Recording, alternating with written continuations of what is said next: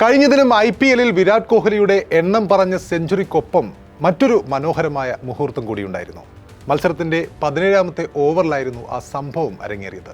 കാർത്തിക് ത്യാഗി എറിഞ്ഞ പന്ത് ഓഫ് സൈഡിലേക്ക് കട്ട് ചെയ്ത് റൺസ് കണ്ടെത്താൻ ശ്രമിക്കുകയായിരുന്നു ബാംഗ്ലൂരിന്റെ പവർ ഹിറ്റർ ടിം ഡേവിഡ്. ഡേവിഡിന്റെ ബാറ്റിൽ കൊണ്ട് പന്ത് അതിവേഗം ബൗണ്ടറിയിലേക്ക് കുതിക്കുകയാണ്. എന്നാൽ അപ്രതീക്ഷിതമായി പന്തിന്റെ ഗതിയിലേക്ക് ഒരു കൈ വന്നു നീളുന്നു. പന്തിനെ ആ കൈ റാഞ്ചിയെടുക്കുന്നു. ബാക്ക്വേർഡ് പോയിന്റിൽ ഫീൽഡ് ചെയ്തിരുന്ന മനീഷ് പാണ്ഡെ ഡൈവ് ചെയ്ത് ആ പന്ത് പിടിച്ചെടുക്കുകയായിരുന്നു. സെക്കൻഡുകൾ മാത്രമാണ് ആ ക്യാച്ച് എടുക്കാനായി മനീഷ് പാണ്ഡെക്ക് ലഭിച്ചത്. അതിനുള്ളിൽ തൻ്റെ കരിയറിൻ്റെ സായാഹ്നത്തിലുള്ള മനീഷ് പാണ്ഡെ ആ പന്തിനെ അങ്ങ് പിടിച്ചെടുക്കുകയാണ്.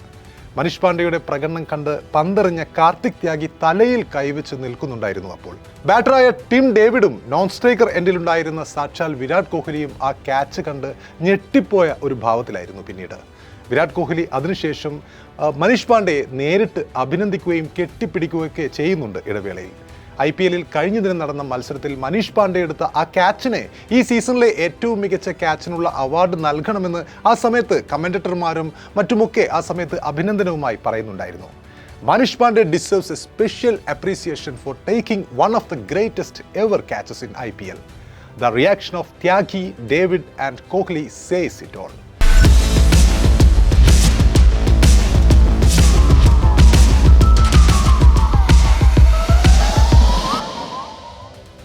സത്യത്തിൽ മനീഷ് പാണ്ഡെയെ ഓർക്കുമ്പോൾ പലപ്പോഴും നമ്മൾ കാണുന്നത് ഇത്രയേറെ അവഗണിക്കപ്പെട്ട അണ്ടർറേറ്റഡ് മറ്റൊരു പ്ലെയർ IPL ഇല്ല എന്ന സത്യം കൂടിയാണ്. ഇതിനേക്കാൾ എത്രയോ ഉയരത്തിൽ എത്തേണ്ട താരമായിരുന്നു അയാൾ. കൊൽക്കത്ത ഈ സീസണിൽ ഇതുവരെയും കാര്യമായി ഉപയോഗിക്കാതിരുന്ന താരമായ മനീഷ് പാണ്ഡെ അവർക്കൊരു വ്യാഴവട്ടം മുമ്പ് ലഭിച്ച കിരീട നേട്ടത്തിലെ മുഖ്യ ശില്പിയായിരുന്നു. വിരാടിനേക്കാൾ പ്രതിഭയുണ്ടെന്ന് ഒരു കാലത്ത് വാഴ്ത്തപ്പെട്ട താരമായിരുന്നു അയാൾ. പക്ഷേ എന്തൊക്കെയോ എവിടെയൊക്കെയോ പിഴക്കുകയായിരുന്നു അയാൾക്കുണ്ടായത്. എന്തൊക്കെയോ കാരണങ്ങൾ കൊണ്ട് വെറും IPL മാത്രം ഒതുങ്ങിയ കരിയറായി മാറി അയാളുടേത്. ഒരുപക്ഷെ ക്രിക്കറ്റ് ലോകത്തിലെ ഏറ്റവും നിർഭാഗ്യവാനായ കളിക്കാരിൽ ഒരാളായിരിക്കാം മനീഷ് പാണ്ഡെ. നമ്മൾ പലപ്പോഴും ഈ പ്രായത്തിലുള്ള വിരാട് കോഹ്ലിയുടെ ഫിറ്റ്നസിനെ കുറിച്ചൊക്കെ സംസാരിക്കാറുണ്ട്. വിരാട് കോഹ്ലിയാണ് ഇന്ത്യൻ ക്രിക്കറ്റിലെ ഫിറ്റ്നസ് ഫ്രീക്കെന്ന് നമ്മൾ വിശേഷിപ്പിക്കാറുണ്ട്. സത്യമാണ്, ഫിറ്റ്നസിൽ അദ്ദേഹം പുലർത്തി വരുന്ന മികവ് ശരിക്കും അതിശയിപ്പിക്കുന്നതാണ്. ലോക ക്രിക്കറ്റിലെ പലരും ഫിറ്റ്നസിൻ്റെ കാര്യത്തിൽ മാതൃകയാക്കുന്നതും വിരാട് കോഹ്ലിയെ തന്നെയാണ്. പക്ഷേ സത്യകഥ എന്തെന്നാൽ അദ്ദേഹത്തിൻ്റെ ഫിറ്റ്നസ് ലെവലിനേക്കാൾ ഉയർന്നതാണ് ഏതാണ്ട് അതേ പ്രായത്തിലുള്ള മനീഷ് പാണ്ഡെയുടെ ഫിറ്റ്നസ്. യോയോ ടെസ്റ്റിൽ വിരാട് കോഹ്ലിക്ക് ലഭിച്ചിട്ടുള്ള ഏറ്റവും ഉയർന്ന സ്കോർ 19 എന്നാൽ മനീഷ് പാണ്ഡെക്ക് 19.2 ആണ് അദ്ദേഹത്തിന് ലഭിച്ച സ്കോർ. അതായത് കോഹ്ലിയേക്കാൾ 0.2% കൂടുതലാണ് അദ്ദേഹത്തിൻ്റെ ഫിറ്റ്നസ് സ്കോർ. അണ്ടർ 19 തലം മുതൽ വിരാടിനൊപ്പം കളിച്ചിട്ടുള്ള താരമാണ് മനീഷ് പാണ്ഡെ, നമുക്കറിയാം.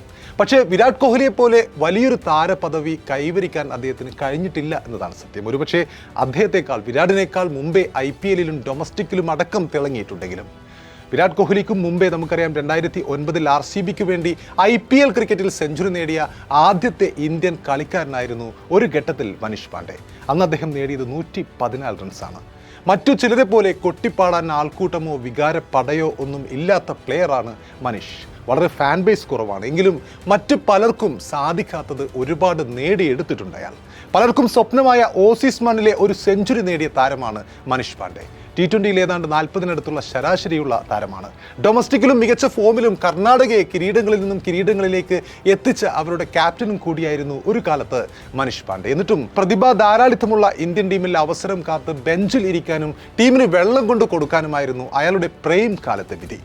ആരൊക്കെയോ കാരണം ഇന്ത്യൻ ടീമിൽ സ്ഥിരം ആകാൻ പറ്റാതെ പോയ പ്രതിഭ. 2014 പഞ്ചാബിനെതിരെയുള്ള IPL ഫൈനലിൽ അദ്ദേഹം നേടിയ 94 റൺസിന് ഒരു സെഞ്ചുറിയോളം മൂല്യമുണ്ടായിരുന്നു. അത് ഇപ്പോഴും നമ്മുടെ മനസ്സിലുണ്ട്.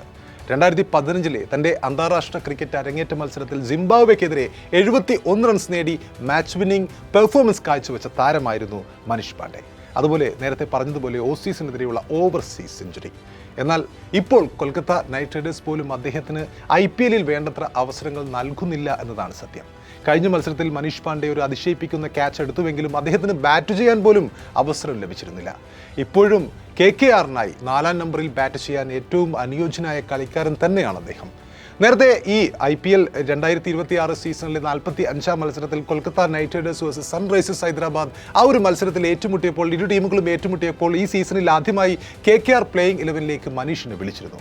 അതോടെ ഒരു ചരിത്ര നേട്ടത്തിലേക്കാണെന്ന് മനീഷ് പാണ്ഡെ പേര് ചേർത്തത്. IPL പ്രഥമ സീസൺ മുതൽ ഇതുവരെയുള്ള സീസണുകളിൽ ഒരു മത്സരമെങ്കിലും കളിച്ച മൂന്നാമത്തെ താരമായി അന്ന് മനീഷ് പാണ്ഡെ മാറുകയായിരുന്നു.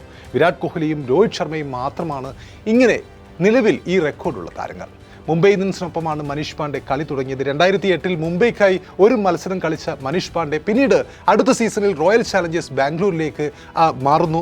2009 2010 RCBക്കൊപ്പം കളിച്ച മനീഷ് പാണ്ഡെ RCBക്കായാണ് നേരത്തെ പറഞ്ഞതുപോലെ IPLലെ ഒരു ഇന്ത്യക്കാരൻ്റെ ചരിത്ര സെഞ്ചുറി നേടിയെടുത്തത്. 2 സീസണുകൾക്ക് ശേഷം പിന്നീട് പൂനെ വാരിയേഴ്സിലേക്ക് അദ്ദേഹം മാറുന്നു. 3 സീസൺ അവർക്കൊപ്പം കളിക്കുന്നു. 2014 കൊൽക്കത്ത നൈറ്റ് റൈഡേഴ്സിലേക്ക് എത്തിയ മനീഷ് 2017 വരെ ആ ടീമിനൊപ്പം തുടരുന്നുണ്ട്. പിന്നീട് സൺറൈസേഴ്സ് ഹൈദരാബാദിലേക്ക് കൂടുമാറിയ മനീഷ് 2022 വരെ ഓറഞ്ച് പടക്കൊപ്പം തുടരുന്നു. 2022 ലക്നൗ സൂപ്പർ ജയൻസിനൊപ്പവും പിന്നീട് 2023 ഡൽഹി ക്യാപിറ്റൽസിൻ്റെയും ഭാഗമാകുന്നു. 2024 KKRലേക്ക് മനീഷ് തിരിച്ചെത്തുന്നത്. IPLൽ കൂടുതൽ മത്സരം കളിച്ച 20ാമത്തെ താരം കൂടിയാണ് അദ്ദേഹം. 175 മത്സരങ്ങളിൽ നിന്നും 3942 റൺസാണ് ഇതുവരെയും അദ്ദേഹം നേടിയിട്ടുള്ളത്. ഏതാണ്ട് 30 ശരാശരി അദ്ദേഹത്തിനുണ്ട്. വലിയ സ്ട്രൈക്ക് റേറ്റിൽ കളിക്കുന്ന താരമല്ലെങ്കിലും പലതവണ മാച്ച് വിന്നിംഗ് ഇന്നിംഗ്സ് നടത്തിക്കൊണ്ട് കൈയ്യടി നേടാൻ മനീഷ് പാണ്ഡെക്ക് സാധിച്ചിട്ടുണ്ട് എന്നതാണ് സത്യം. അതിനൊപ്പം ഒരു ക്യാപ്റ്റൻസി മെറ്റീരിയൽ കൂടിയാണ് അദ്ദേഹം എന്ന് നമുക്കറിയാം. ഡൊമസ്റ്റിക്കിലെ അദ്ദേഹത്തിൻ്റെ കർണാടകയ്ക്കൊപ്പമുള്ള പ്രകടനങ്ങൾ. പക്ഷേ IPLൽ ഇങ്ങനെ അവഗണിക്കപ്പെടുന്ന സാഹചര്യം കാണുമ്പോൾ ചിലപ്പോഴെങ്കിലും അയാൾ ഫീൽഡിങ്ങിലെങ്കിലും കാണിക്കുന്ന ഈ മിന്നലാട്ടങ്ങൾ കാണുമ്പോൾ നമ്മളൊക്കെയും ഓർമ്മകളുടെ തീരങ്ങളിലേക്ക് എത്തുമെന്ന് ഉറപ്പാണ്. ഇതേ മനീഷ് പാണ്ഡെ 2014-15 സീസണിൽ മുമ്പൊരിക്കൽ അഭിഷേക് നായരെ, അതായത് ഇപ്പോഴത്തെ കൊൽക്കത്തയുടെ കോച്ചായ അഭിഷേക് നായരെ ഒരു ഡൊമസ്റ്റിക് മത്സരത്തിൽ പറന്ന് പിടിക്കുന്നത് നമ്മൾ കണ്ടിട്ടുണ്ട്. എപ്പോഴും ഇന്ത്യൻ ക്രിക്കറ്റിലെ ഒരു അണ്ടർറേറ്റഡ് ഫീൽഡർ എന്ന തരത്തിലും അദ്ദേഹത്തെ വിലയിരുത്താം.